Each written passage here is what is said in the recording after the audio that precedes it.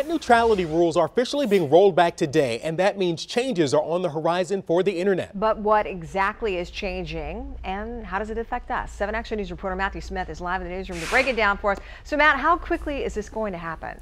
Well, Alicia, theoretically, the changes could start right now, but in reality, we know they won't happen so quickly because of things like this. This is one of the many lawsuits tied up in the new net neutrality rules. More than 20 state attorney generals actually signed on to this thing. So that could slow down the changes, but that means before any changes happen, you may get a new user agreement from your internet provider. And, well, they are pretty long. It's important to actually understand why these things do actually need to be read, though, because if they make changes that could have potentially affect the amount of money that you're paying, well, it'll all be rolled out in this.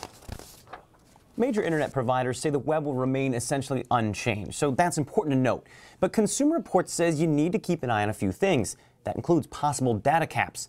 The new net neutrality rules make it possible for you and I to have limits on how much data we use. And once we hit that, we can be charged for more. Or the internet itself could be potentially slowed down.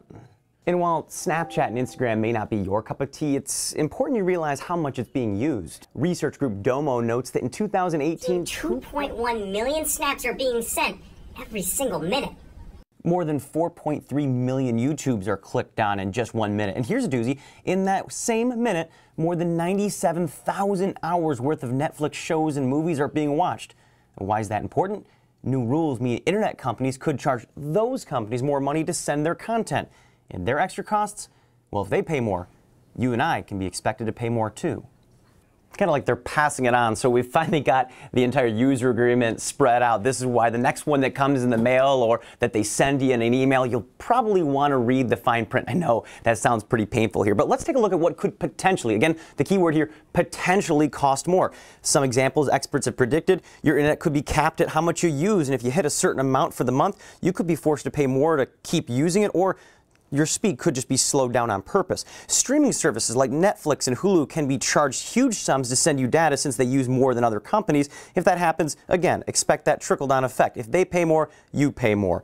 And what about paying for social media access? Some have predicted that we may be asked to pay an access fee to certain sites. So think about things like Facebook, Google, or you guessed it, streaming services, how much we all use it. Well, how soon does this happen? That was the first thing we talked about. We still have to wait and see. It will likely happen after all these lawsuits and some moves in the Senate played themselves out. But the reality is we all need to start paying attention now, because this could pay or change how much we're paying when it comes to internet access. And oh, by the way, we're using it quite a bit these days.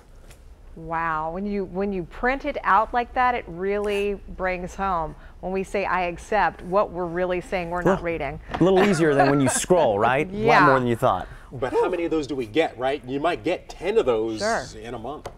Thank you very much, Matthew. 6:30.